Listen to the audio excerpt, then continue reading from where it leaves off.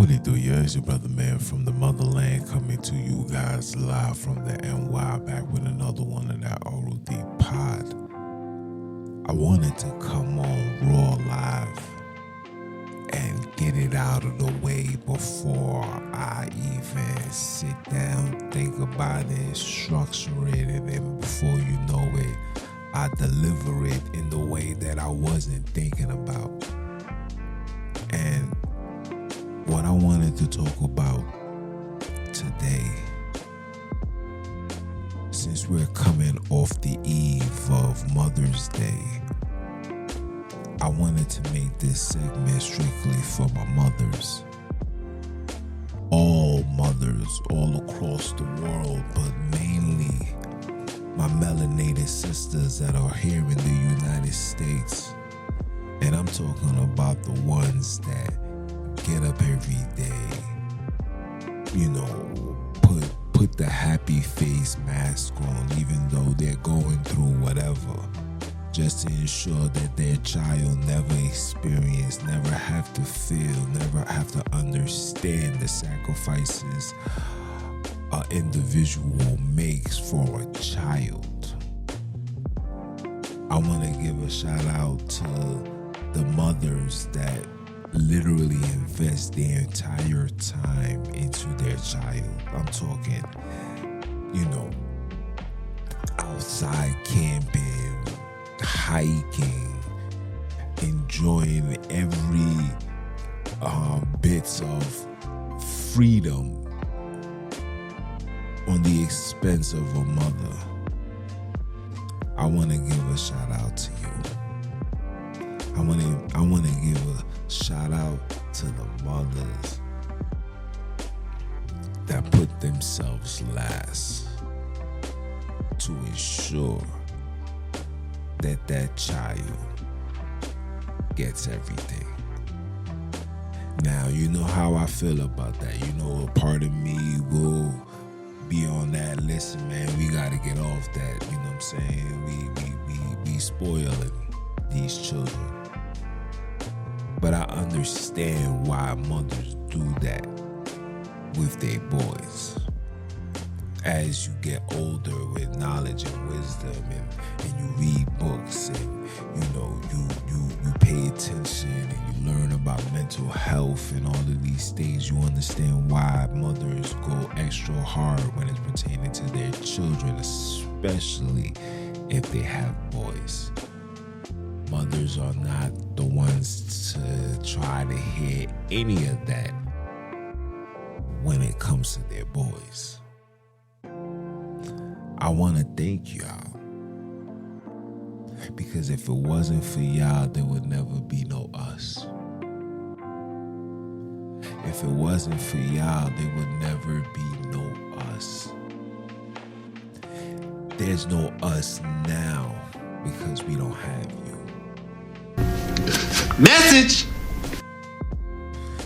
And even though we can make this a dialogue about that, I don't want it to be that. I want it to give you ladies y'all flowers, because y'all deserve that. So you get enough slack when it's coming to the negativities of what's going on in these children's lives. You know, mothers raising these children single-handedly, and because of that, these children are crashing out. It's easy to point the finger at that, but it's harder to look at a woman and see that she hasn't taken a day off from the moment she found out she was pregnant. And sometimes,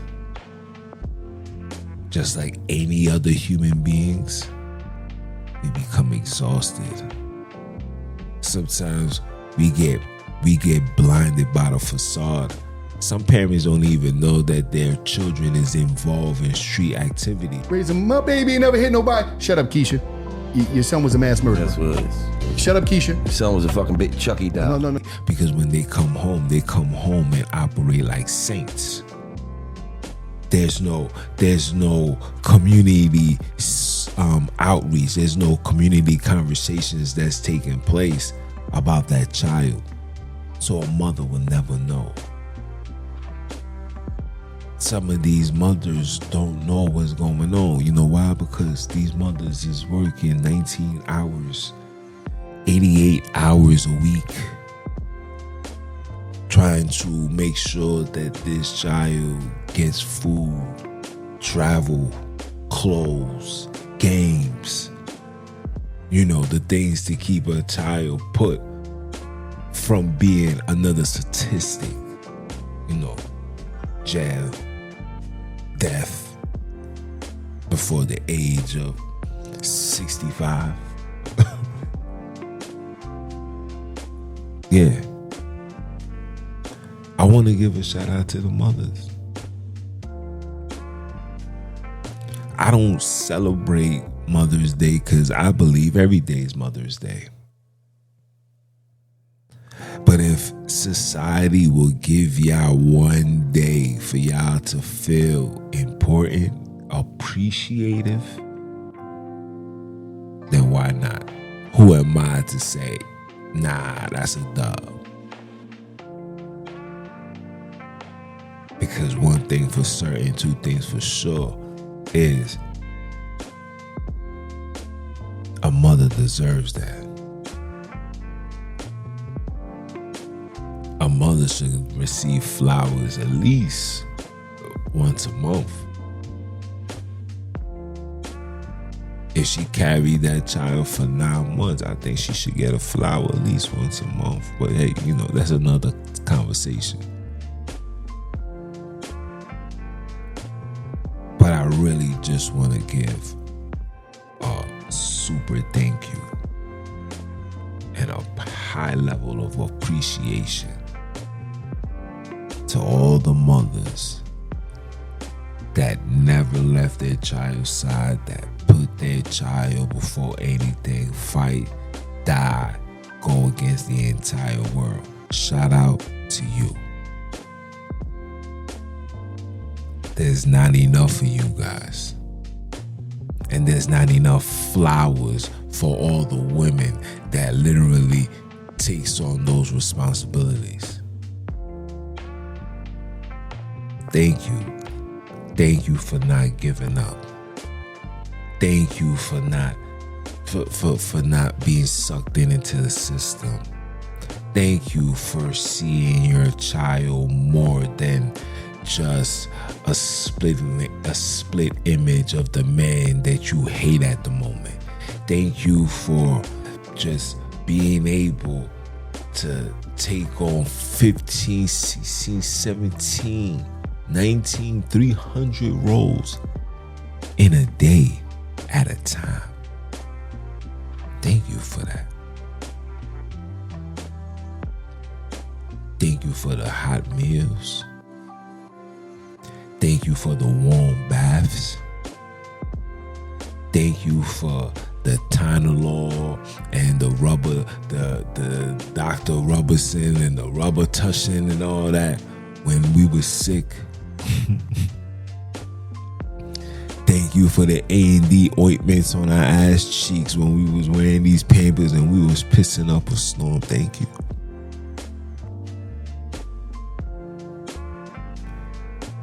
Thank you for the short sleeps that you have to have because your child is sick. Your child is alone. Your child is afraid, sad. It's a lot of things that children go through that, you know, only a mother can understand. Don't worry, fellas. This is not your space. This is not your realm. This is not our strong suit. Remember, the connection between a child and a mother is different between the connection between a father and a child, because a child had to be developed and learn themselves through the woman. So it's only the woman's presence, dedication, sacrifice, understanding that boy can internalize and know that it's real, because he felt that, when a woman is pregnant with a child, right? Oh, that child takes on everything. Like if the mother is, let's just say the mother is very irate, she's always yelling, she's always mad, she's always this. When that child is born, that child is going to be a splitting image of that behavior, because that's the behavior that child was exposed to since they was young. It's like if you go into a Jamaican household, shout out to all my Jamaicans, you go into their household, if they come from the raw, rough, rugged, hard tone patois, yeah, the child is going to pick that up too. You know what I'm saying? And that's just how it goes. But again, we have to start giving thanks to those women. Shout out to those that didn't get an abortion. Shout out to those that took the shame of honor, took the talk of the town, becoming the talk of the town. Look at her. She's only 15 and she got a baby. Hi, who's the father? She probably don't even know. Shout out to you saying, I'm going to have this baby. I'm going to raise my baby. I'm going to love my baby. I'm going to make sure that this baby grow up to be more than just a baby. Shout out to the mothers that's on that type of time. Shout out to the mothers that go to work and then come home to sit down at the table before cooking dinner, or even while cooking dinner, to help this child with their homework, with their math. You know how math is in the hood. Help them with their math. Help them with their readings. Help them with the understanding of life in general. Shout out to y'all. It's not enough shout outs for the sacrifices of mothers, but it's a lot of finger pointing at choices of those mothers who make those choices strictly of survival. And when I see certain things, I look at it in the space of, she gotta do what she gotta do. I'm gonna give you an example. Remember the lady that was doing the mail post office thing? She was driving the car and she had her children in the car, and the father or whatever was being an asshole, and had it on camera that she had the children with her while she was working. To y'all might see that as being crazy. For me, I see that as a woman having to sacrifice. You think a mother wants her children to be in a mother effing mailbox truck driving around dropping off mail? Of course not. But sacrifices has to be made. That's life. I learned that from a young age. My mama always told me how to improvise.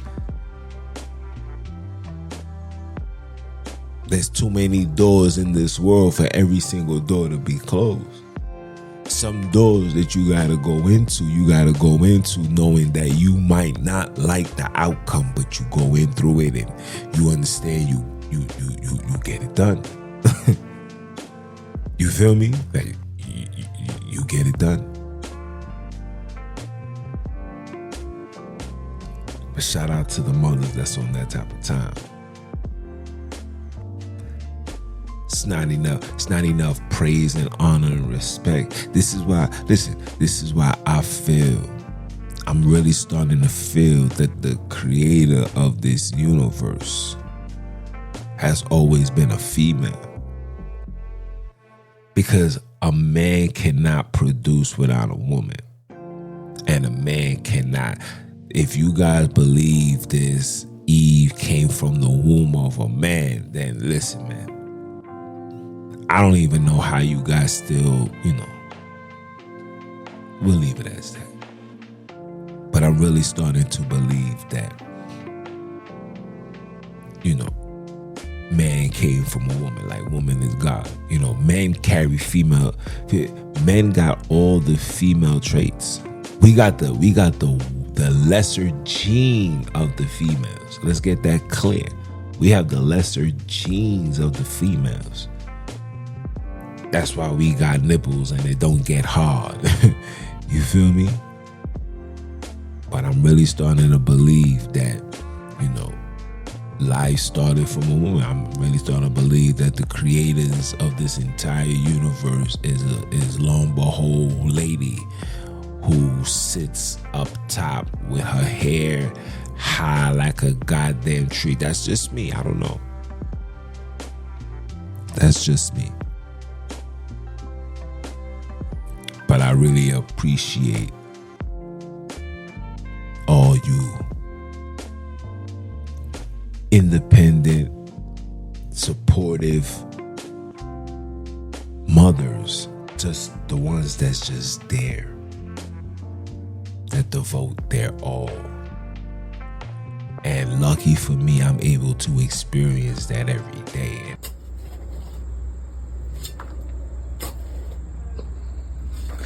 Come on.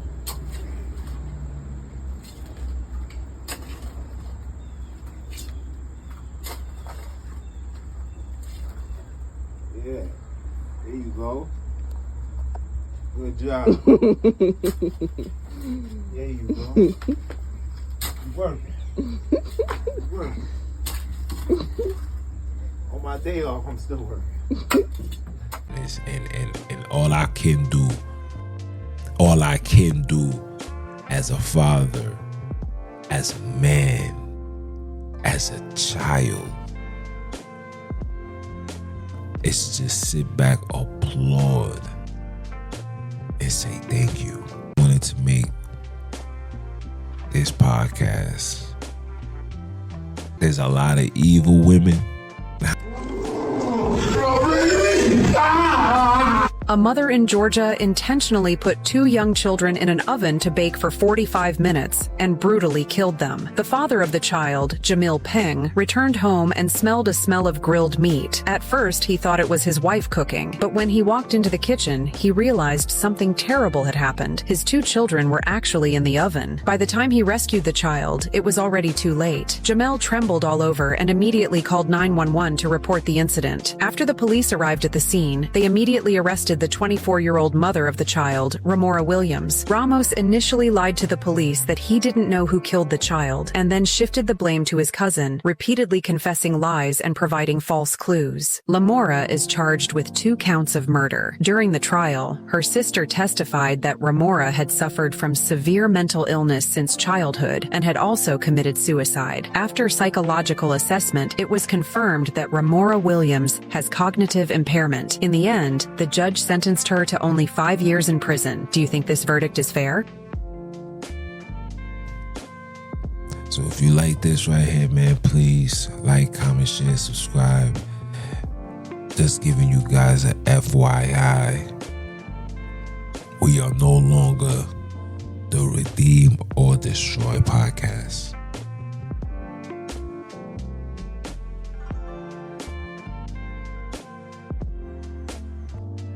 We'll be focusing on the things like stuff like this, relationships, live reactions. We're gonna do the news and culture. We're gonna have documentaries. We're gonna play documentaries for you guys. We're gonna make this the home for the kidnaps. We're gonna make this the home for the intellects, the rejects, The ones that's trying to make it out the projects, we're gonna make this a home for y'all. And it costs you guys nothing to hit that like button. It costs you nothing to hit the subscribe. It costs you nothing to be on this side. It costs you nothing. So we're gonna continue dropping, continue supporting. Remember, it's no longer redeem or destroy. It's the real open dialogue. Let's have this dialogue. I'ma holla.